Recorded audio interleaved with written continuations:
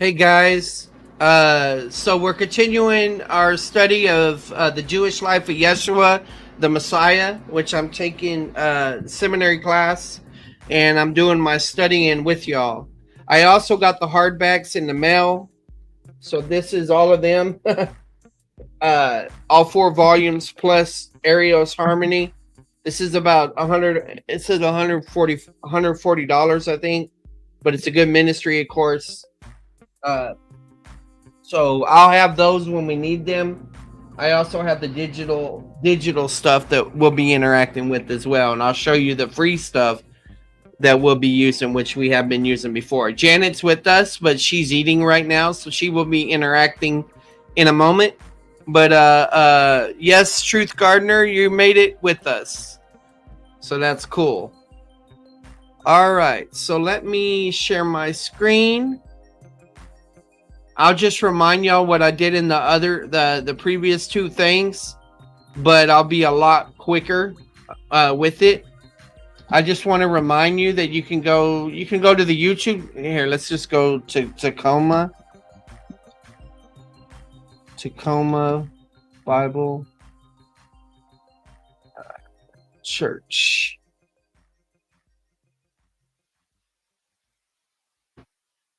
This one right here, Tacoma Bible Church. And you can click the Bible teaching, Life of the Messiah. And these are on YouTube as well. But you scroll all the way down to Older Post. And you start right here with background, read more.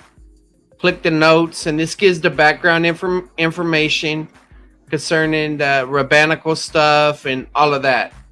But all the other videos, like the introduction, you click on it, and it's going to take you to the YouTube world. You know, you have it right there. So this is Dane Rogers. He's a peer of mine, also in Free Grace Publishing and other things like that. But good resource for interacting with this as well. He did this one for his church. So there's that free resource. And then there is Dean Bible Org. Now, I won't do this in every video, but once I get everything in lined up, I'll just have a slide for each one of these. But, you know, I come home from work and I've been a little pressed for time lately. Got to shut Discord off. It's going wild. You go to Extension class and Jewish Life of Christ. And we were on the second one. You select read. All right. And then you select print. When you hit select print, it's going to blow up. Okay. You can bring it large font, or you can put it as PDF. And so this is where we left off. We were in this section right now. I think it was this one, to visit a Mary to Elizabeth, or is it Song of Mary? Let's see. Let me see. The birth of John. Dang it, I'm going to have to go back and look at my other video to remember where I left off. Give me a second. It'll just take a second. Set on Like a 5, it is not read. Thank you. Okay, so the Annunciation of the birth of Jesus to Joseph, paragraph 9. EF. Alright, so this is where we're going to be. And I will wrap read until Janet gets here. Now, of course, I also have the harmony. I am here. You're just PDF. waiting. Yeah, I meant with your voice. So we go to paragraph 9 of this harmony. That's 5. There's 6. 8. The birth of Yochanan. No, F. Point F.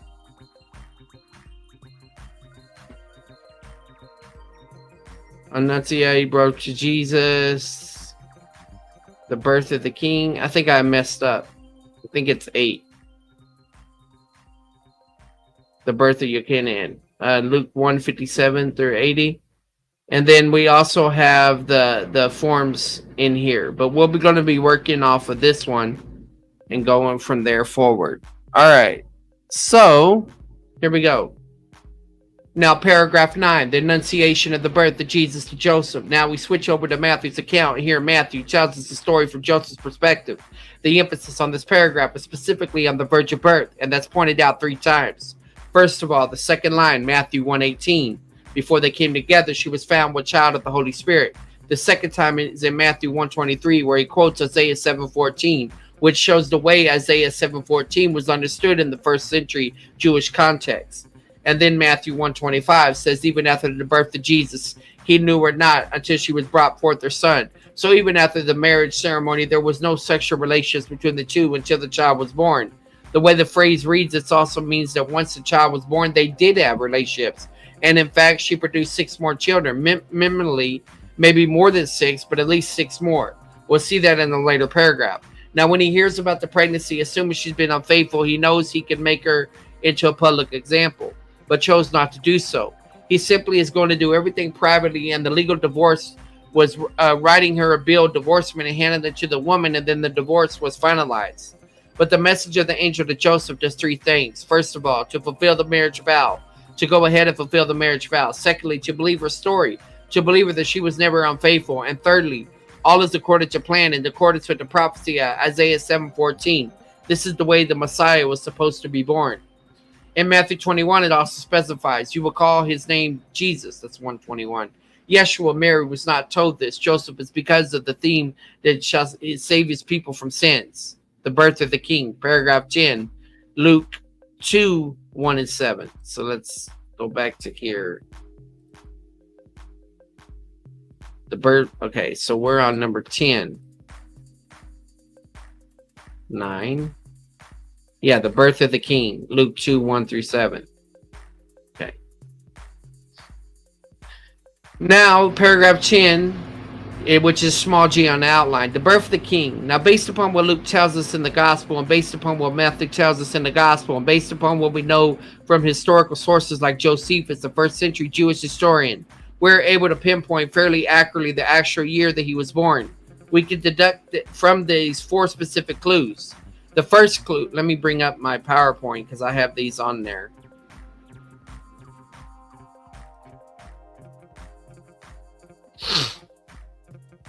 Okay.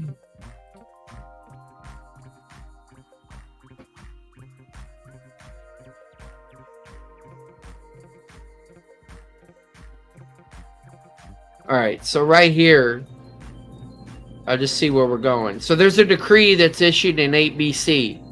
Well, Herod leaves Jerusalem in 5 BC. And then Herod dies in 4 BC. So Jesus is 2 years old in 5 BC, where Herod and the wise men meet, or earlier. So that's basically saying that Jesus was born 76 BC, according to this. Okay? That's what we're talking about here. All right.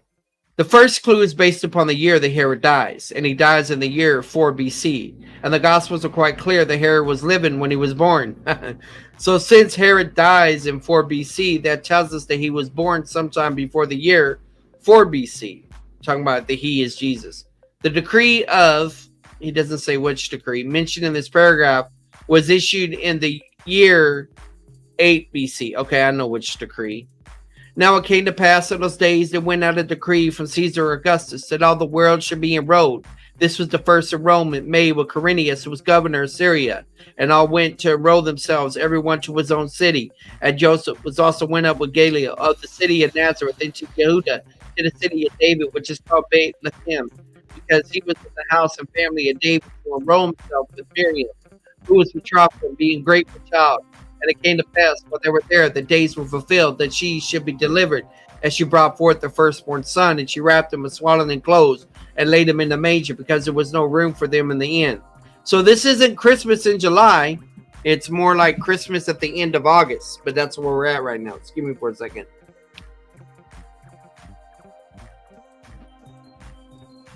All right. All right. So he was born somewhere between the year 8 and 4 BC. Let's see. Yeah. Let me make sure I read that. The decree mentioned in this paragraph was issued in year 8 BC. In Luke's gospel, he makes it quite evident that Jesus was born after the issue of the decree. Because of this decree, they have to travel from Nazareth to Bethlehem. So that gives a 4-year parameter. He was born somewhere between the year 8 and 4 BC. But we narrow it down even more. The third clue comes from Josephus. The third clue tells us that Herod left Jerusalem in the year 5 BC and moved to Jericho.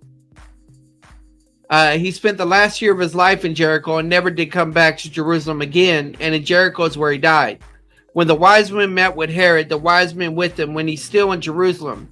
So the connection between the wise men and Herod had to come sometime before the year 5 BC, the year before that year, at least before he left for Jericho.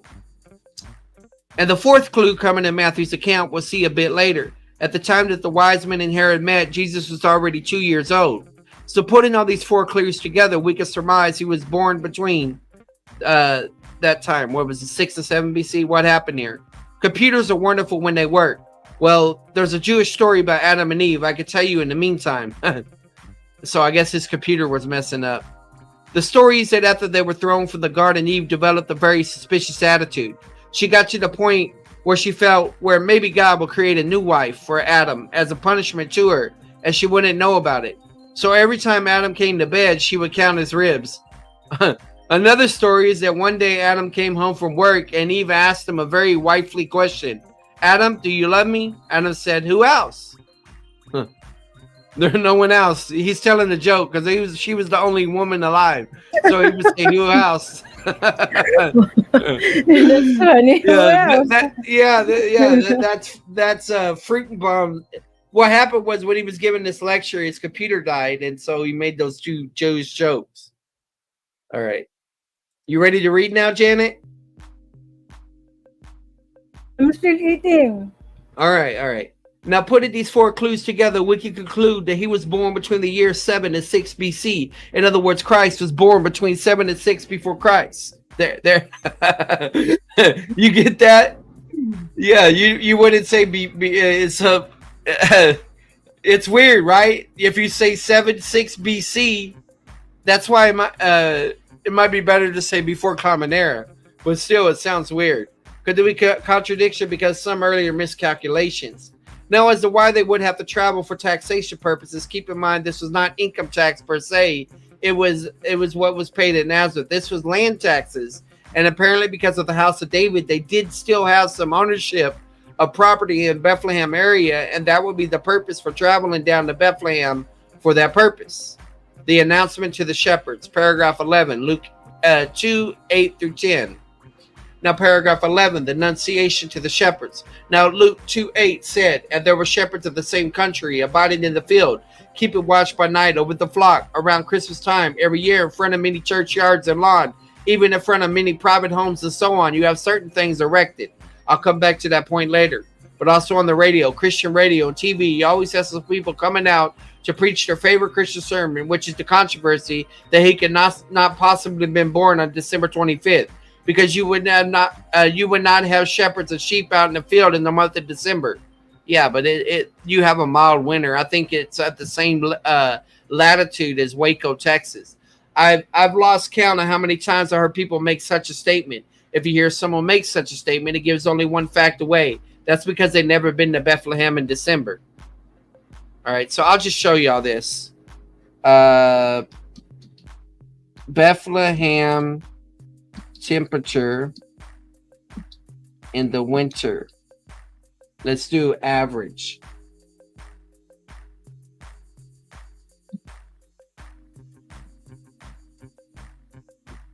All right.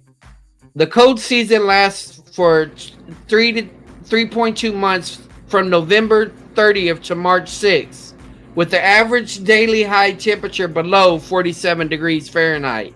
The coldest month of the year in Bethlehem is January, which averaged a low of 24 degrees Fahrenheit and a high of 38. Okay, so that's in January. But if Jesus is born in December, average Bethlehem temperature in the December.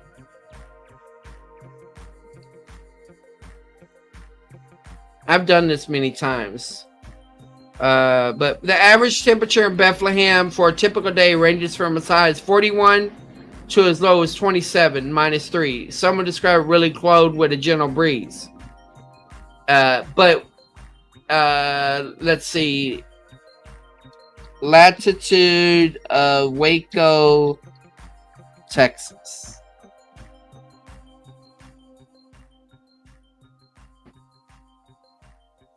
Yeah. If I remember right, I can't remember who said that.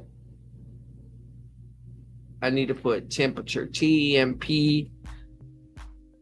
Hi, God the Son, Jesus Christ save. Hi. Yeah, you'll find out. And supposedly it's the same temperature or whatever as Waco. But y'all can look into that.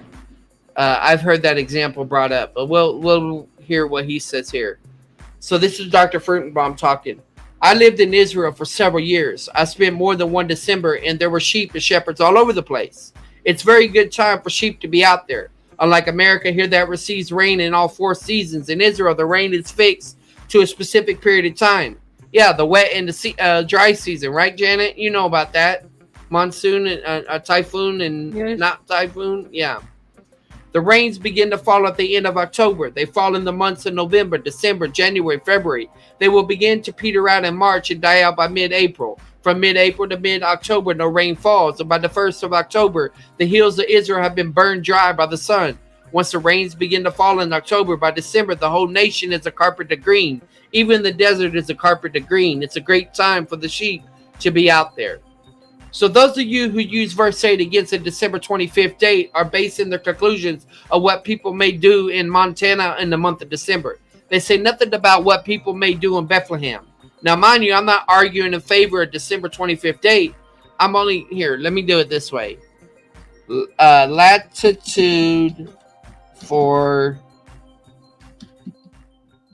Bethlehem. Let's see if I can do that right. All right, so 31 north, 754 and then 35 2024 east. Okay, latitude to Bethlehem, and let's see if we can do 2 of them. Waco, Texas.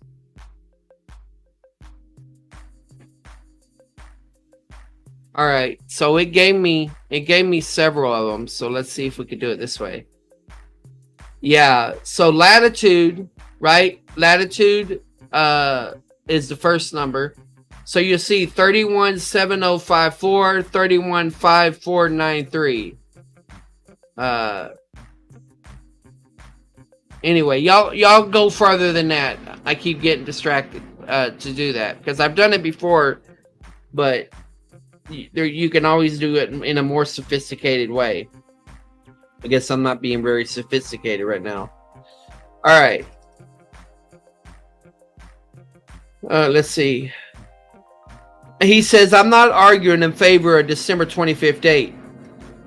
Well, I don't have a problem with it because of Hanukkah, but anyway, I'm only saying verse 8 cannot be used against it. But again, we have enough information to date the time he was born somewhere between the year 7 and 6 BC.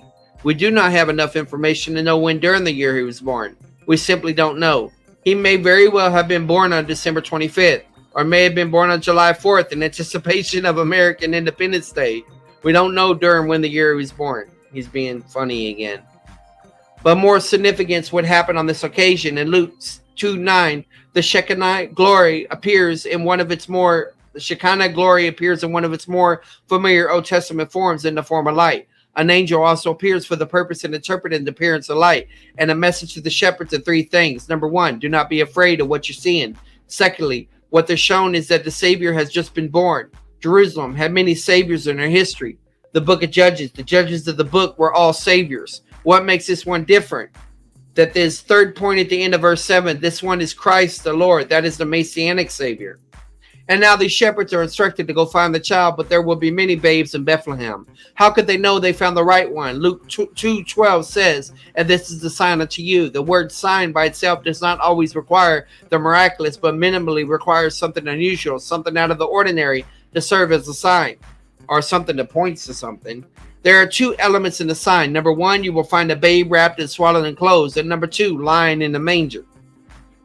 We take these individually in reverse order. The fact that the baby's lying in the manger tells the shepherds not to look into private homes, but look inside stables. The stables were not separate buildings like the Western farmers have, but caves throughout the hill country of Judah, where Bethlehem was located, would be used for housing animals on bad weather days. If it was not a bad weather day, they could be kept outside. And so look among the stable caves. That's one option if you take it as the cairns. But another option, let's see if I can do it in Logos. Let's see if I can do it here. House in Bethlehem, first century.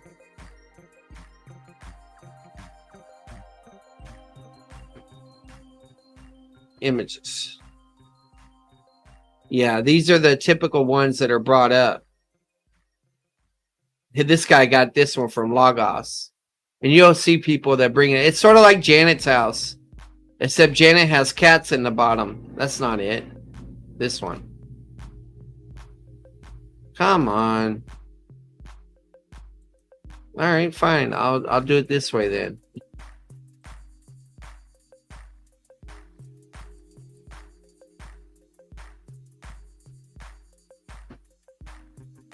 Oh, you're not going to do that for me? Okay.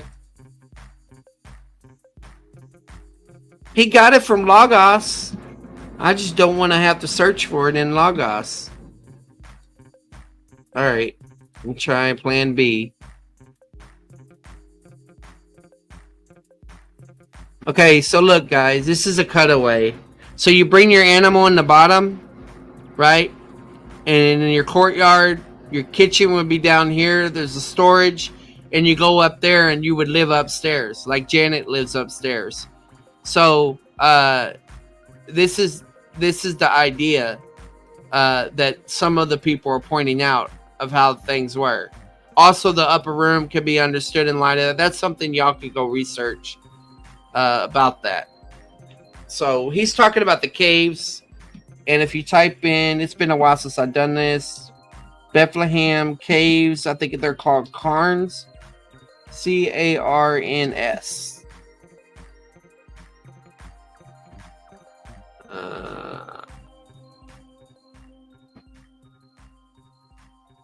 Cave, there was traditional side of Jesus' birth, church and activity. I wonder where I got the word cairn.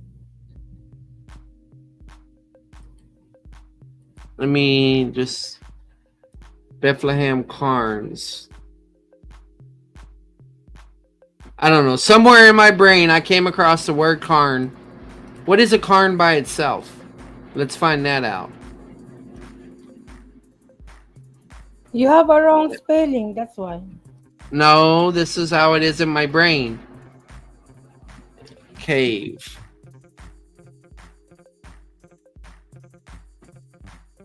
Somebody's smart out there. They'll figure it out. Anyway, I came across it in reading once. Or maybe I had a bad dream and it was stuck in my dream and I can't tell fact from reality. But regardless. All right. So he's talking about the babe, right? And he's talking about caves throughout the hill country of Judah where Bethlehem was located would be used for housing animals on bad weather days. If it was not a bad weather day, they could be kept outside. And so look among the stable caves, and being shepherds by profession, they would know where these stable caves are. He's using their profession to point out to finding these caves. Now, why was he born in the stable cave? As paragraph 10 shows, that's when they came into Bethlehem looking for better accommodations. There's no room for them in the Holiday Inn. Instead of Holiday Inn, you hear the joke he's making? Y'all hear that, guys? No room in the Holiday Inn, but the Holiday Inn. So they had to find different accommodations. What they found was a stable cave. That's not the totality of the clue. The clue also says you will find the baby wrapped and swaddled in clothes. That's not really a baby cloth. The same wording is used of burial cloth. You'll find the baby wrapped in burial cloth. Now, why burial cloth? Because interspersed among the caves were the caves used for burial purpose. So in these stable caves, the niches and the walls, you can still see to this day, they would store burial cloth. If a person died within the town, they would bring the body out. wrap the body up in strips of cloth, for the cloth stored in the stable caves, and then take it to be buried in a different cave or in a cemetery below the ground. Because he was born in a stable cave, Joseph and Mary had to make use of that which was readily available, which was burial cloth, and the symbolism should not be missed. On the first day of his life, he's wrapped with the same kind of cloth they wrapped him again this last day of his life, with burial cloth, and that shows the purpose of his birth, inclusio. All of us here were born to live. This one who is born to die and is signified by being wrapped in burial cloth. At this point in Luke 2:13, a host of angels became visible with the twofold message in verse 14 concerning God. Glory to God in the highest concerning man, and have peace among men in whom he is well pleased. Many of our popular Christmas hymns, while they're rather a nice sound, they're not always accurate biblically. And one such hymn book says, "Hark, the herald angels sing." Notice it does not say they sang it in verse 13. They merely said it. It was a proclamation made not put to music. I have nothing against music. I enjoy listening to music of various kinds, especially Messianic style music and Jewish music. I also enjoy other types of music as well. I was once asked if God ever sings, and my answer was, I don't know if God ever sings, but if he does, it must be in a 3-part harmony. But that was not the case here. Get it? Because he's Trinity. He's making jokes. As a result of these two clues, they were able to find the right child. And in Luke 2:15-20, we have the first recorded Jewish worship of the Messianic king initiated, notice by means of the Shekinah glory. Now, verse 19 says, Mary kept all these things, pondered them in her heart.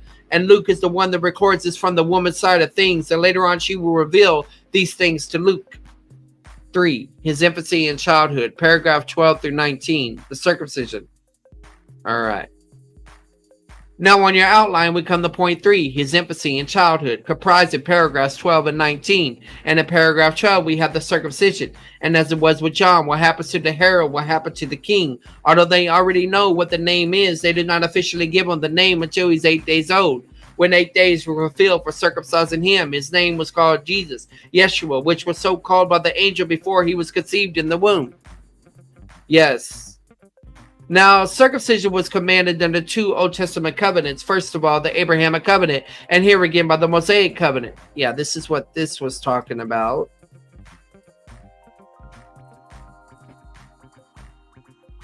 Right there, the 2 different bases. Abrahamic covenant, he says it's obligatory for Jews only, talking about circumcision, and the meaning is a sign of Jewishness. But the Mosaic covenant was for Jews and Gentiles, and it was a sign of submission of the law. Get you another drink of water.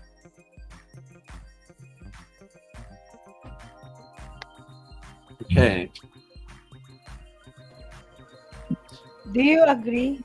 Do you have knowledge about this? About what?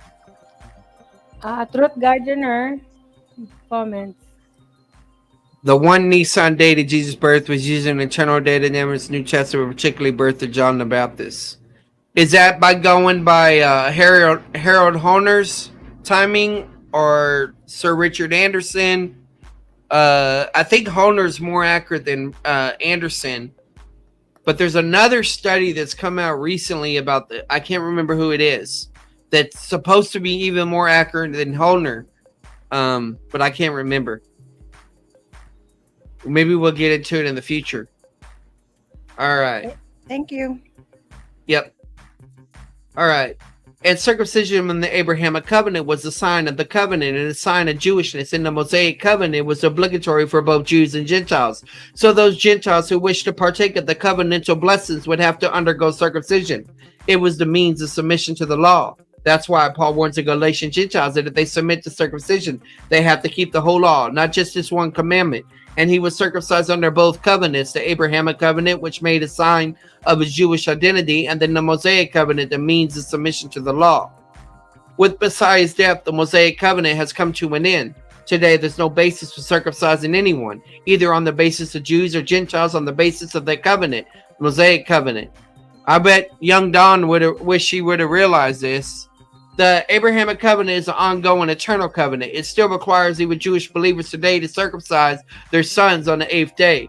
So people condemn Paul for circumcising Timothy, but the Bible itself makes no such condemnation. In Acts 15, he would not allow the circumcision of Titus. In Acts 16, he himself authorizes the circumcision of Timothy. What's the difference? Timothy had a Jewish audience and Titus did not, which put Timothy under different covenantal obligations. I'm not sure his dating was due. I'll check. It was on biblical archaeology site that seemed authentic. Okay. Need a chicken order. Why's my throat messing up? My goodness, really? Sorry. Now, one more thing about circumcision. It shows the faith and obedience of the parents, not the child. Indeed, it shows the faith and obedience of the parents, not the child. Pa'ula ulit. Repeating. If at the age of 8 days the child had a choice to make, he would probably choose to forego the experience. You ready to read? There is a purpose. Oh! No. You have a fast reader, so. Okay. That's one reason why baptism is not the antitype to circumcision. Janet, if you read, it's okay. I want you to read. No, you don't have to. You don't have to rap. Okay. Baptism is to show faith in the one that's being baptized, not the parents. And so in the Bible, the antitype to circumcision of the flesh is the circumcision of the heart, not baptism. The presentation, paragraph 13, Luke 2.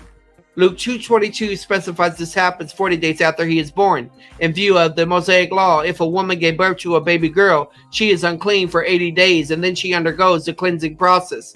If she gives birth to a son, then she's not clean for 40 days, and then undergoes the process of cleansing. That's because girls are double trouble. That's why. They take longer to clean, why is right? That girls are double trouble, Charlie. I don't know. We have to look that up. Yeah. I'm opposed. Yeah, or maybe it's because girls want to be clean, and so they're clean double. You know, they gotta. Even in Quran, in Muslim, my goodness, there have issues of woman. Yeah. Well, the Quran just copies the Bible and the Old Testament, and also other Bedouin beliefs at that time. Oh, okay. Yeah, makes sense. The first purpose is the ceremony of purification of the mother, and the offer she provides in verse 24 and 25 is a pair of turtle doves and 2 young pigeons. One was used for a sin offering, and one was used for a burnt offering. But the fact that she offers a bird shows their economic status, because you're only allowed to offer birds when you cannot afford anything better. Yeah, but some people point out that they didn't bring a grain, so that means they at least had enough money for the pigeon, the turtle dove. This shows they were on the poverty level. That fulfills, for example, Isaiah 11:1. As 11:1 prophesies, Messiah appears only when the mighty house of David has been reduced to a stump from what it was in Jesse's day. The second purpose is for the redemption of the firstborn, because the firstborn of humans, the firstborn in animals, belongs to God, and therefore for the kosher animals they will be sacrificed. Unkosher animals would be a substitute for sacrificing. For firstborn of males, there would be the payment of a price. That's the purpose of this visit, to cleanse the mother and to provide the redemption of the firstborn. But here they have an encounter with 2 individuals. Again, this is Luke's account, giving us a woman's and Gentile perspective. The first one is Simeon in Luke 2:25, who was righteous and devout, looking for the consolation of Israel. He was a member of the remnant of the day, a believer, and God had revealed to him that no matter how old he might get, he will not die till he sees the Messiah personally. He recognized in this 40-day-old baby the fulfillment of that promise. So now he's ready to die. It says in verse 29, "Now let your servant depart, O Lord, according to your word of peace, for mine eyes have seen your salvation, which thou hast prepared before the face of all peoples." Now keep in mind, he was not speaking English. He wasn't speaking Greek. He was speaking Hebrew. And there's a play upon words here, because the play upon words has to do with mine eyes have seen your salvation. And again, Yeshua, Jesus in Hebrew is Yeshua, meaning salvation is a name. As a noun, just add another syllable, Yeshua. Excuse me, Layman. What do you want me to do with this? What is this? 7 pattern. I don't know what are you showing me? I didn't show you. Go to the. I don't want to pull it out. His comments. Oh, there's somebody saying something? All right. Let me. My chat messed up. If you see something, is it a cuss word? What is it, Janet? Oh boy, you teach nothing. That's what he said. Who are you seeing? Uh, It's not on mine. 7 pattern. Oh boy, you teach nothing. What are you teaching? I'm teaching nothing to you. Keep watching nothing. We're gonna read to you nothing, and then you can go back and tell everybody that you learned nothing.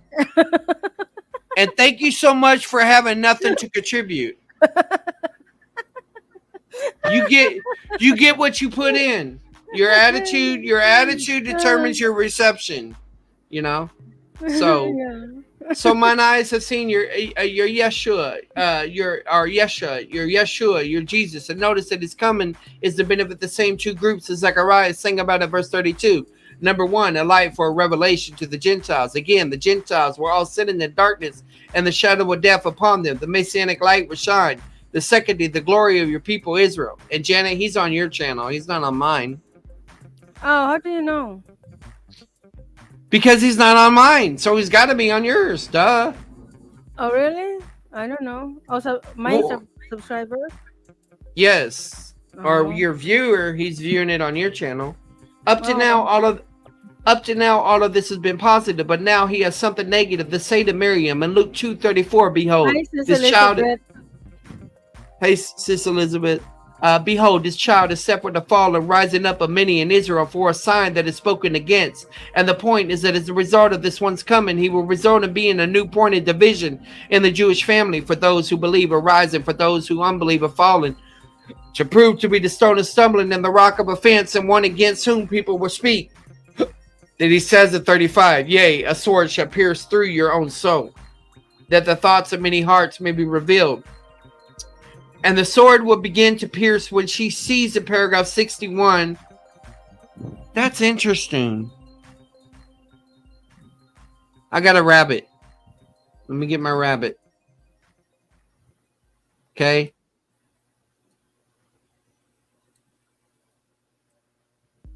Oh, by the way, Sis Elizabeth. Uh, while Charles finding his rabbit. About the layman seminary, we authorize you to have whatever logos that I mean only the yellow one that's on the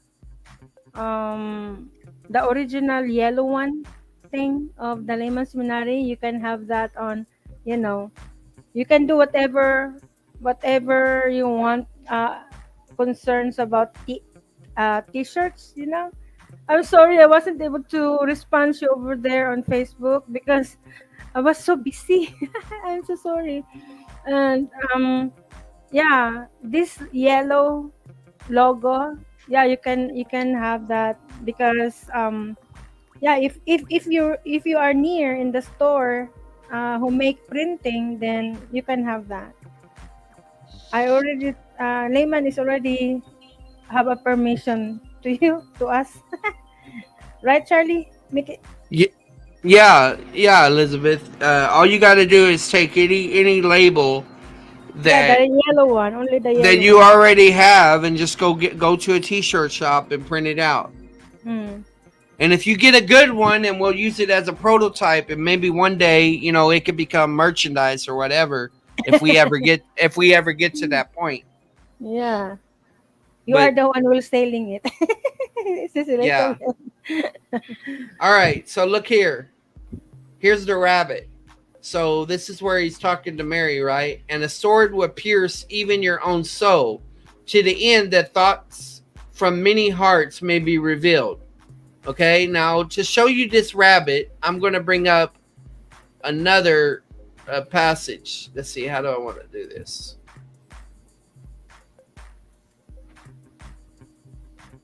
Did I do it right? I don't have any idea what you are doing. Well, Where's hold on. where's the rabbit? I thought literally rabbit thing. Well, just watch. I'm going to show you the rabbit. No, Mm. that's not the right way. Oh no. Oh no, that's gonna mess all my stuff up. I don't remember which one I had selected. Oh I'll fix no. I'll fix it. I'll fix it later. Dang it. recent. No, we'll just go with that one. All right. So what I was trying to show y'all.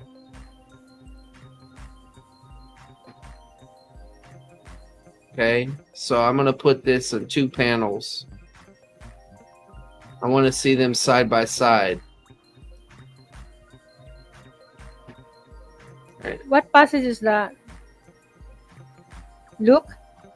Hold on, Janet. My brain is not working.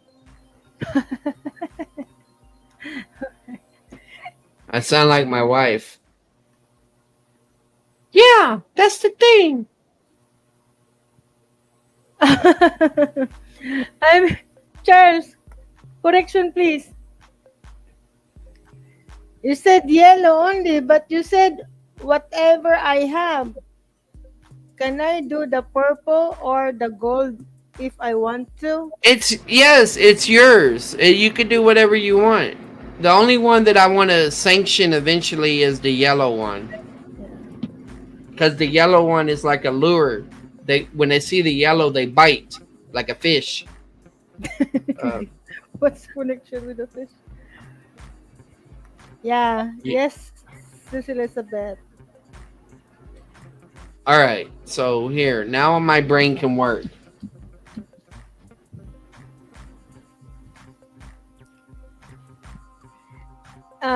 It's already broadcasting. We name we call your name Sis Elizabeth, so you can, if someone said, "Hey, you should not do that," and then you will say to them, "I have proof."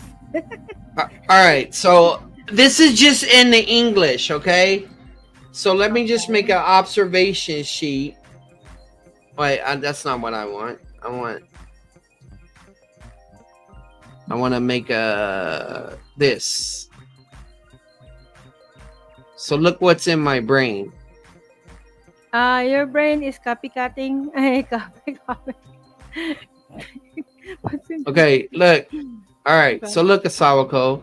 And the sword will pierce even your own soul. So you got sword, right? Mm-hmm. For the word of God is living and active and sharper than any two-edged sword. Okay? Okay. Then pierce. And piercing. Okay? Let's pick another color. Even your own soul. As far as the division of soul, to the end that thoughts and hearts may be revealed. Okay? Mm-hmm. And then, so it's a discerner. So the thoughts and hearts may be revealed. It's right here. To judge the thoughts and intentions of the heart. Oh. I can't remember this, but I don't think this is coincidence. I would have to look in the Greek. But this is Luke 2 and this is Hebrews 4. Okay, thank you. That's what I'm going to ask. So, do y'all see the point here? 1, 2, 3, 4 concepts. Yeah. 1, 2, 3, 4 concepts they're sharing. Yes. And so this passage is about divine discipline, and the sword will pierce even your own soul, to the end that thoughts and hearts may be revealed. And this is talking about, it's going to convict her, it's going to grieve her, but it's going to reveal many's hearts. So I don't know if anybody's done any work with that, but that was in my mind as I was reading that, the comparison. So y'all could study that out, see what y'all come up with. Oh, okay. Now, if we look at the Greek, we could probably go deeper, but we won't I'll do that at another time. Okay? Okay, but before that, Ruth Gardner said part of argument for oneness date is Exodus 40 verse 2 and 34. First tabernacle set up, he has much more evidence using other eternal dating. No mention of other dating system. Just scripture, check it out. Okay, so I've been down some of this. I'm not saying it's about this particular issue, but you got people that will argue about the dating and the calendar when the Jews kept this and the Jews kept this and the feast days, and I don't know if this is it, but yeah, I will look into that. But I don't know if we can narrow it down that much, but I'll look it up. It sounds like that one's based on typology, and that he got the incarnation, he tabernacled among men. So I'll look into it. Thank you, Truth Gardener. Yeah, a sword shall pierce through your own soul, and the thoughts of many hearts may be revealed. And the sword will begin to pierce when she sees in paragraph 61 and 64 that the leaders of Israel rejected him. And it will pierce as deepest when she sees him hanging on the cross, yet the death of Jesus is essential, so the hearts of people could be revealed. The second encounter is with the woman, as Luke would report in Luke 2:36 and 38. And there was one Anna. Anna is the Hellenized form of the Hebrew Hannah. She was a prophetess, and she was of the tribe of Asher. Notice what tribe she's from, Asher. This is supposed to be one of those so-called 10 lost tribes. She's not lost. She knows where she is. And the concept of 10 lost tribes is simply a myth, come from all 12 tribes. And notice how old she is. She is over a century old because she has been a widow for 84 years. She was married for 7 years previous to that. And so by the appointed time, she's over a century old. And she also recognized in this 40 days old baby, the Messianic person, in verse 38, spoke to him to all them that were looking for the redemption of Jerusalem, to the believing members of the remnant. His infancy, paragraph 14 to 16 in Bethlehem, paragraph 14, Matthew 2, 1 through 12. Now we come to his infancy, small c, in the paragraphs 14 to 16. Now paragraph 14, his infancy is in Bethlehem. Again, around Christmas time, every year people erect these little idolatry centers known as nativity scenes. They look something the same as a barn, but no Jew in the first century recognized it to be that. There were no such barns in the first century Israel. And then there will be three people inside the barn: Joseph, Mary, and Jesus, sometimes with halos, sometimes no halos. Sometimes Jesus is still in the manger, sometimes on Mary's lap, facing this holy trio, all the Jewish shepherds we talked about previously. And on the side, you have three kings. The next few moments, we should be destroying these nativity sets. The fact is that the Jewish shepherds and the three kings never met each other. The events are separated by about 2 years in time. Yeah. 1 second. Let me get a drink. Okay, so Truth Gardener said, I can post a link. It's nothing. And it's nothing like I've read before. And Okay. he said, no, not based on typology. Just Yes, a please point post made. the link. Yes, please post the link. Where's your wrench? Where's your wrench, Truth Gardener? You What didn't range? want one? What range? He have S. What range? If she doesn't have a wrench, she's not a moderator. Did you not want to be a moderator? Because I don't know if it'll let you post the link. That's what I'm saying. It's okay if you don't want to be a moderator. Yeah, someone stole the wrench. Maybe it was the Grinch. Someone stole. All right. There's a popular Christmas song, We Three Kings of Orient. I can't sing that. And there are two mistakes just in the first line. First off, we three. But notice we don't know how many there were. At least two. The word is plural. It may be two. It may be 20. It may be 200. It may be 2,000. We don't know. Enough of them were there to cause the whole castle to be stirred with excitement. This implies more than just two or three. It says we three kings, but they're not called kings anywhere in the passage. They're called magi, or wise men, as the word means astrologer. What we have here is an unknown number of Gentiles that are just coming from the east, from Mesopotamia, from Babylonia to Jerusalem with a question: where is he that is born a king of the Jews? And this raises a bunch of questions, such as being Gentiles. How would they even know about a Messianic concept? From Daniel and as well as the prophet of Balaam. Not been asked to be a moderator, just posted the link. How in the world were you not asked to be a moderator? Everyone gets a wrench. that acts like they got some sense. And of course, you got plenty of sense. My goodness, you should have told me. The only people that don't have wrenches are untrustworthy, unstable people, or that say they don't want a wrench. Now you can share the link. Welcome to the wrench. Is that wrench? Wrench. Okay. And this, all right. So even knowing that the birth of Jesus King, why would they want to come to worship him? After all, there were Jewish kings in the Old Testament. The Babylonian astrologers in the Old Testament didn't want to worship Jewish kings then. Why now? And does this passage really authenticate the practice of a form of Christian astrology that the Bible forbids any such dabbling? So let's answer these questions. First of all, how did they know? And the first clue is by the star they saw in the east, and the basis to interpret the Bible is simply this. We always interpret the Bible literally, unless there's something in the context that tells us we cannot take it that way. And there are 5 things about the star that tells us it's not an ordinary star. Yes, you got sense, and now you got a wrench.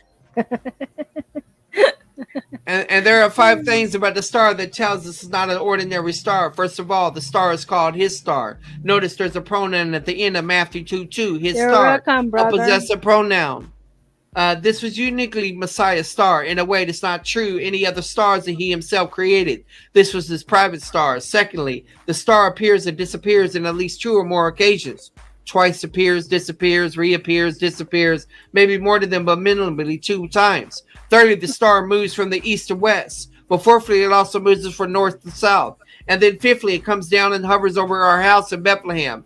Any little star that will hover over one house in Bethlehem will end up destroying the entire planet.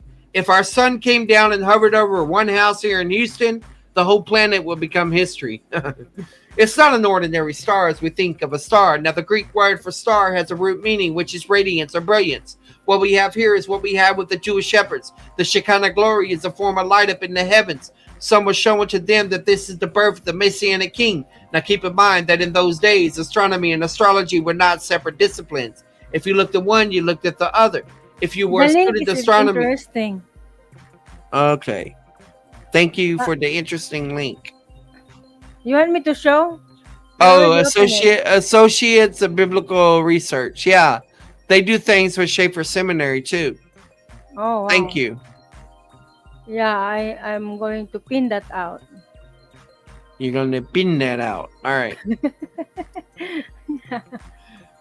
If you were a student of astronomy, you were also a student of astrology. They were not separate sciences, but if anybody would notice a new light up in the heavens, it would be this men. This was their profession. And just as God used the profession of the Jewish shepherds to find the right stable cave, he now uses the profession of the astronomers to light up the heavens. But being Gentiles, how would they know about a Messianic king? All of the prophecy we have about the first coming, of which there are quite a few, only one gives a timetable for the first coming, and that is Daniel 9:24 and 27. Daniel spells out how many years will transpire before the coming of the Messiah.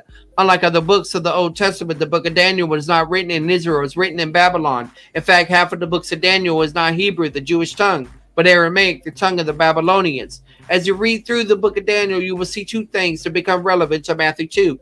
First of all, you will notice that Daniel became the head of Babylon's school of astrology, not because he practiced astrology as a loyal Jew to the Mosaic law. He would not dabble in astrology. He became the head only because of the lack of spirituality and insights in Nebuchadnezzar. Nebuchadnezzar noticed the unique ability that Daniel had. He had made the assumption that Daniel was the superior astrologer and made him the head of the whole Babylon school of astrology, but he never received any revelation for the stars, only the creator of the stars, the God of Daniel. The second thing is the one day Daniel saved the lives of all the other wise men of Babylon, because when they could not interpret the dream that Nebuchadnezzar had sentenced all of them to be executed. Among the ones that were sent to be executed and arrested was Daniel. He asked the audience with the king and interpreted the king's dream. By so doing, he saved the lives of all the others. And no doubt, as a result, many of them turned away from worshiping the stars and began to worship the creator of the stars, the God of Israel. And they had in their possession a book written by the former head, Daniel, given a timetable for the first coming. So when they saw this new light up in the heavens, if the timing was right, they figured that it could be the sign that the king has been born.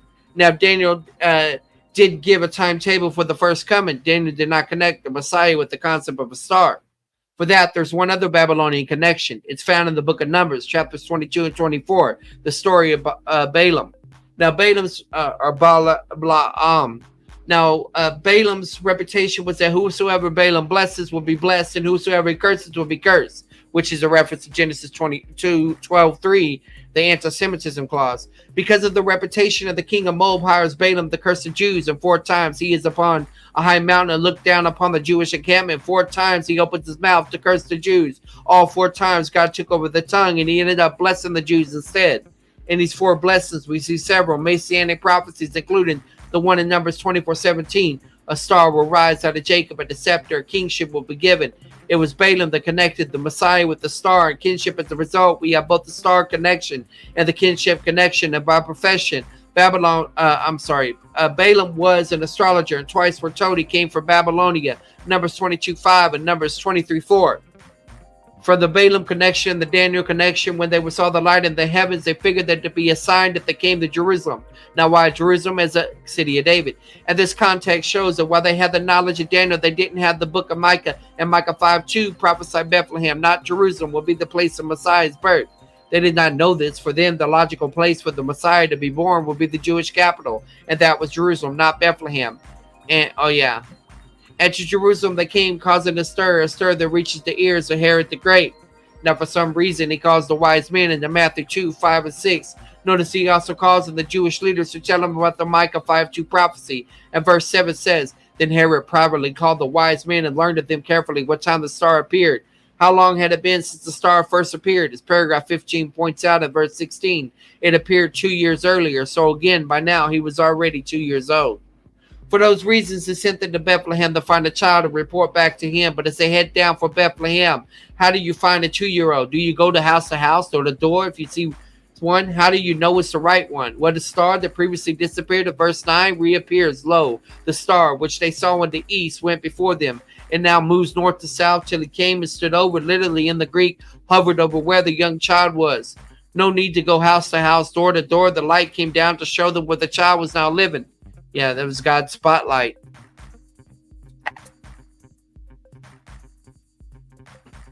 My goodness, no cup or glass or Sorry. The cups and glasses are dirty right now. Matthew 2:11 says that when they came into the house, not a stable cave where the shepherds found them, now in a private home. And here in verse 11, you have the first recorded Gentile worship of the Messianic king, and but the first Jewish worship and the first Gentile worship were inaugurated the same way, by means of the Shekinah glory. 3 types of gift, each of which contains symbolic meaning. Gold is a symbol of kinship. He's a king. Frankincense is a symbol of deity. He's a god. He is God. Myrrh is the symbol of death, the sacrifice. The kinship is found in Daniel 2. The frankincense in Leviticus 3:2, Leviticus 5:11, and the death and sacrifice. Mark 15:23, John 19:39. The first line of the Christmas song again is not biblical. We 3 kings of Orient are. The last line is God and King and sacrifice. Now they were to report back to Herod, but in Matthew 2:12, they're warned by God in the dream not to do so. Return to Babylonia in a different direction. In Egypt, paragraph 15, Matthew 2:13-18. Janet, you got to be out of food by now. Yeah, but I like hearing you reading so fast. Yeah, but they like hearing you read too. No, I don't think so. My reading is very low, very slow. But it sounds better. It really does. I don't think so. Now, paragraph 15 is his infancy in Egypt. Now we'll read together, all right? Ready? No, Go. No. Yeah. Better you read first. No. We'll make it like a song. Let's try until the favorite wife. How about that? Yeah, well, look what it says. Try rapping it, Janet. You have a request from the Christian King. The Christian King wants you to try to rap. I don't know how to rap. I just imitate the layman. That's all you got to do. Go ahead. I cannot do that. I cannot do that. Step out in faith, Janet. You've done tougher things. Remove the link, please. Remove the comment by the Truth Gardener. It's on the screen. No, it's nothing on the screen. Oh, that's the old one then. My bad. What are you? Okay, I got it. I got it. Go ahead. Go ahead, Janet. Go ahead. Christian King, no. My goodness, Just I don't know. be yourself. I just want to read, okay? Not rapping, sound rapping. All right. So let's go together. Okay, go on. Now paragraph 15 in his infancy in Egypt. Where you at, Um, Janet? Come on. how can I Now do that? just read it. Now paragraph 15 in his infancy in Egypt. Come on, you can do it. Come on.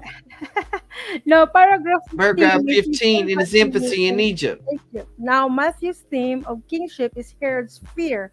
While historically he's called Herod the Great, I call him Herod the Paranoid. We are doing paranoid now, Charlie. Don't do this. Go ahead, keep going. Don't do this. I call him. I call him Herod the Paranoid. In his older age, he became more and more paranoid, always afraid that somebody out there was trying to take his throne away.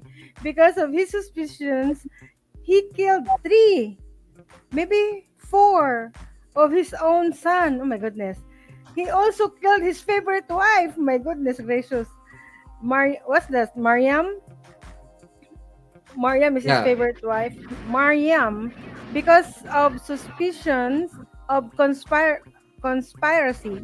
Now, Caesar Augustus, who was Caesar in those days, once said, in light of Herod's actions, it was safer to be Herod's pig than Herod's son.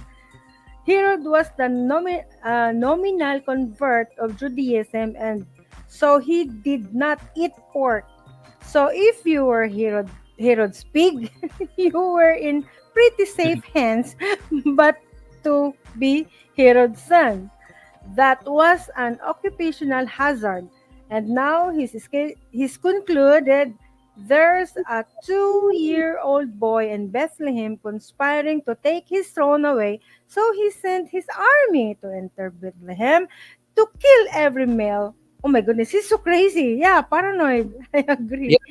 Some people say that he might have had syphilis and all of that stuff, which Oh, affects your brain too. So he had some people say he had sexual transmitted diseases and all that. I don't know. okay. Inter sent his army to enter Bethlehem to kill every male child under the age of 2 years. And why 2 years? Because verse 16 tells us that the information he got from the wise men, how long the star first appeared to them. Then 2 years. This is Matthew telling the story from Joseph's perspective, and angels appear to Joseph, warning him to flee the city. And so they flee into the land of Egypt, where they live for the next year or two. Now we already know that they were under poverty level. How would they get the money to travel and live there for that increment of time? Yeah, right? They don't have money. Thanks Yeah. to the gold, frankincense, and myrrh. Myrrh. Oh, that's why. But how they can? They used the gifts to pay their way. They Yeah, sold them, yeah. possibly. But they are traveling. Oh, okay, okay, okay, okay, got it. Yeah, they finally have some resources. 3. In Nazareth, paragraph 16, Matthew 2:19 to 23. No one paragraph, no, one more paragraph, paragraph 16. His infancy in Nazareth. Matthew's account in Matthew 2:19, when Herod was dead, that was about a year or 2 years after this. Once again, Matthew tells the story. He informs us that the angel appears to Joseph, informing him to return to the land.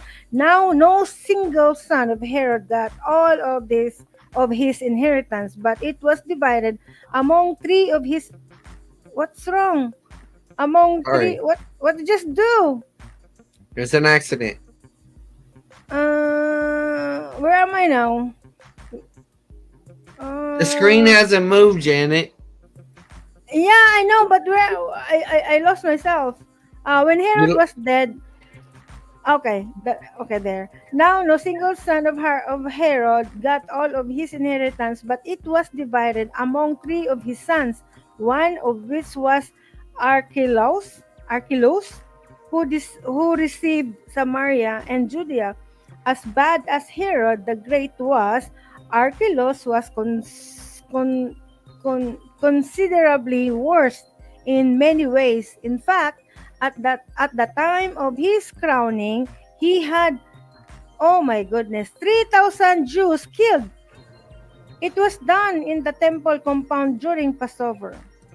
Galilee was under the jurisdiction of Herod Antipas, who was a milder, Mil- mi- Milder.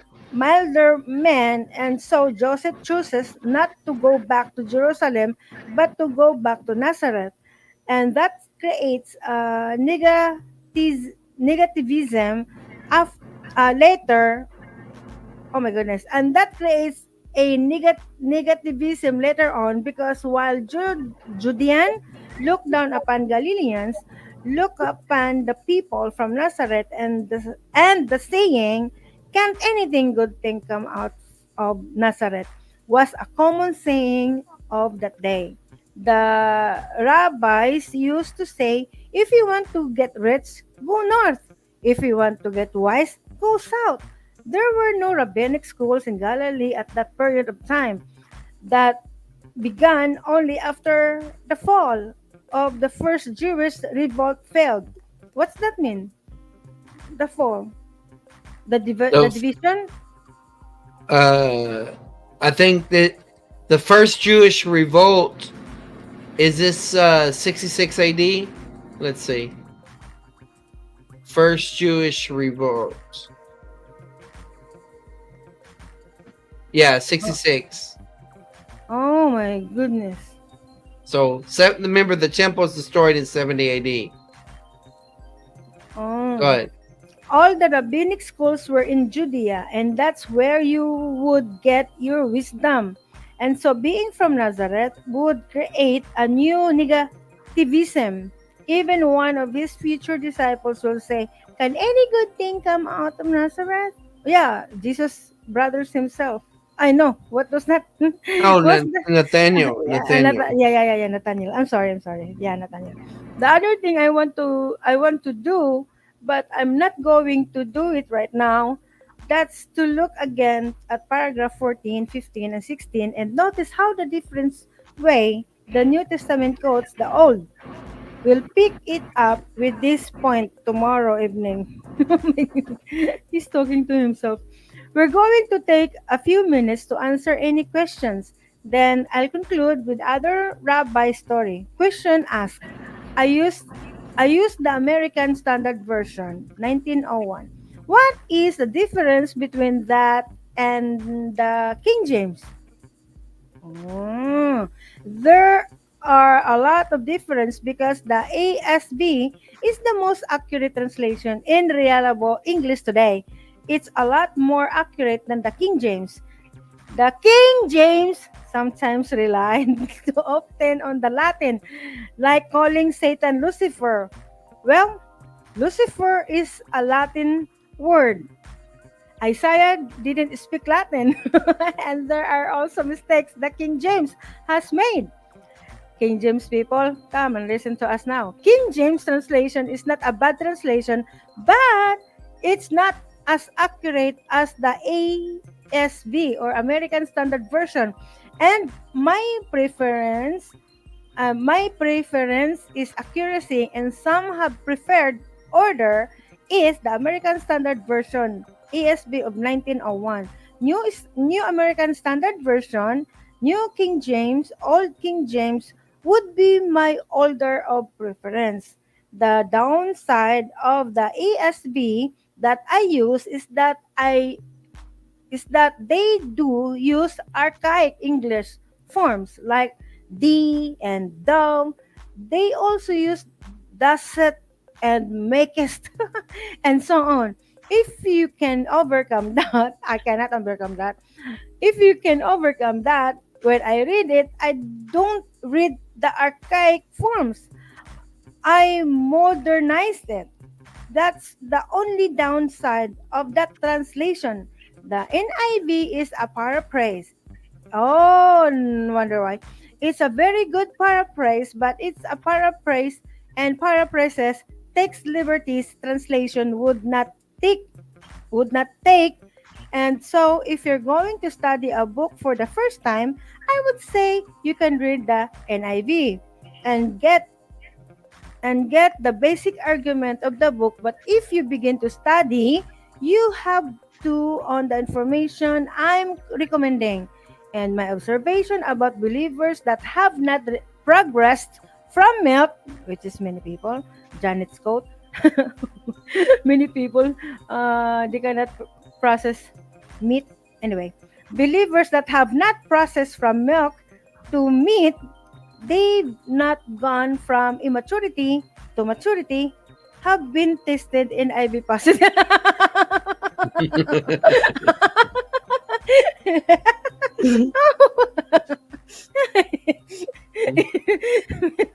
Oh my goodness. Ay, was this fruit? I cannot say his name. Fruit and bomb. Hmm, fruit. Anyway, I'm sorry, doctor. Question asked. Can't hear. The list was done not determined what order would do it when. Oh my goodness, what language are you talking? I cannot understand.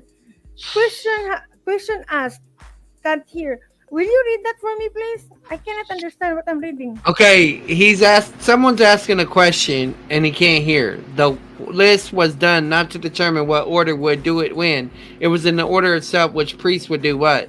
Like Zechariah was chosen by Lot to burn the incense. Somebody else was chosen by Lot to do something else and something else. Someone said, "I thought it was the same job done consecutively." If we had that, and then we can determine we have different records about which order was when. They contradict each other, and plus it is not quite that. It was to determine what priest would do what function on a day-to-day basis. Oh, they did, but they didn't have a record to know which order did when.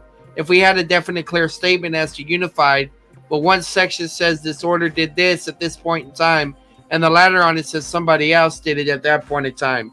So it's contradictory statements.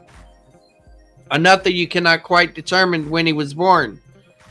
So I really don't know. Some people, many try to say he was born on Passover, born on Feast of Tabernacles, but the Gospels always emphasize if he said something or did something on the feast day. If he was born on a feast day, at least Matthew would have made mention of it. I'm sure Luke would have done as well.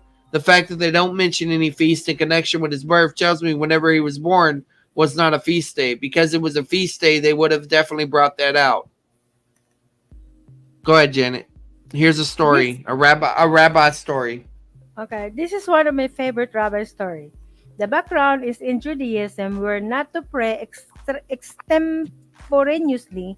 All our prayers were through prayer books.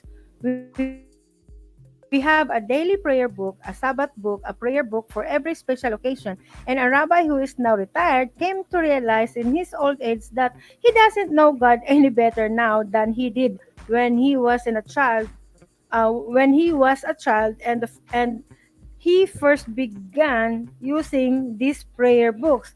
He made a very unusual decision.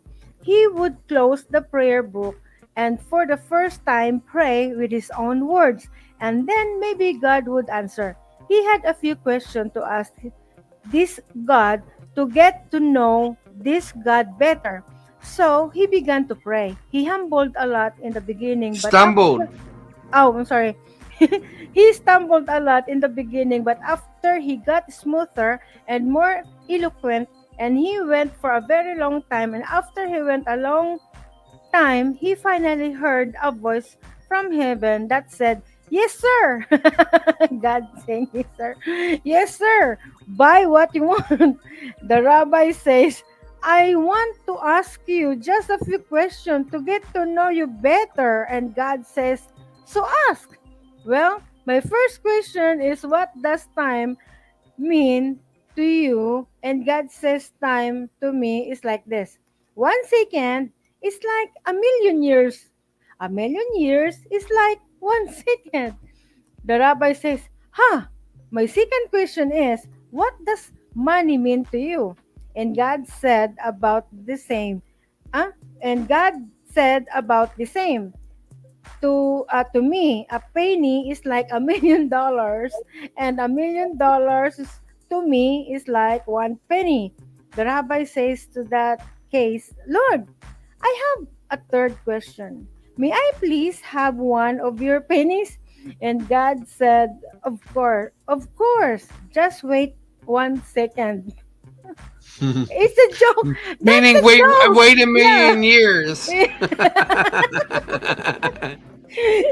Yeah, yeah, My goodness. Many years to wait. If million years is one penny. yeah. Oh All my right. goodness. So, Janet, you have Yes, other things sir. to do, so we will land the plane for this time. Yeah, and yeah, sure. What is that? Wait. Let us. Thank you so much, Sis Elizabeth. Yeah, Hero's crazy. My goodness. That was crazy. That paranoid, more specifically. Okay. Yeah, thank you too, Truth Gardener, for being with us. And I hope, Truth Gardener, you listened my Bible study yesterday, my yesterday night, and I or maybe that's your morning, or wherever you are. And I do the color coding. I'm enjoying doing it, and I have a lots of learning from it. Even though I've done that many times, but yesterday is different. It's like it's like I had many, you know, what's that? I have many. I learned I learned many. I learned uh, a lot yesterday Janet, night. close your eyes when you're talking so you don't get distracted. Yeah, that's why. You're Since like, it is and you're talking like, what's that? You don't even finish your sentence. You're like, what's that? All right. because So you let me change show it. you what this is. So this was Thank you, everyone. God bless you all. Sis Elizabeth said. week one was an introduction, and then this is week two. So the quiz opens on September 1st, and it's due 9/7. Well, my debate is on the 7th, and then you have the lessons 1 and 2, Oh, and your here's schedule. the sections. Here's the sections.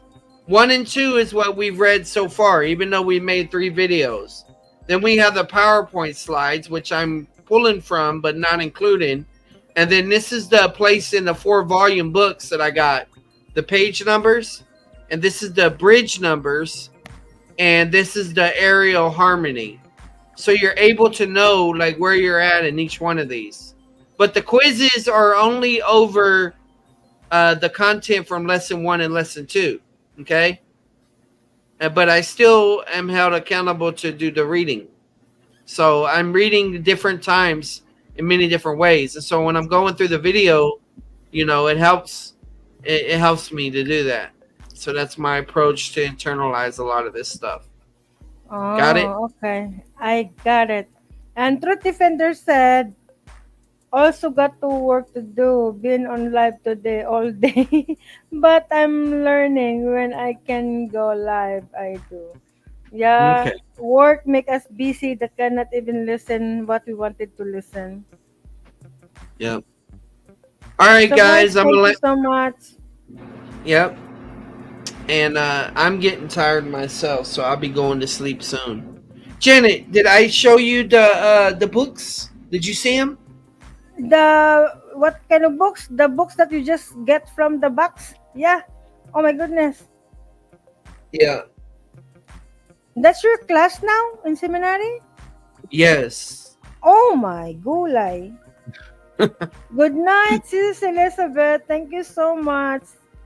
That Yeah, one, and that one has all the rabbinical stuff. I have the bridge, also an ebook. Okay, I'm gonna land the oh, plane before I crash the plane and fall asleep at the wheel. All right, okay. Thank you so much, everyone. God bless. y'all check out more content, old stuff, new stuff, and let us know what you think. God bless.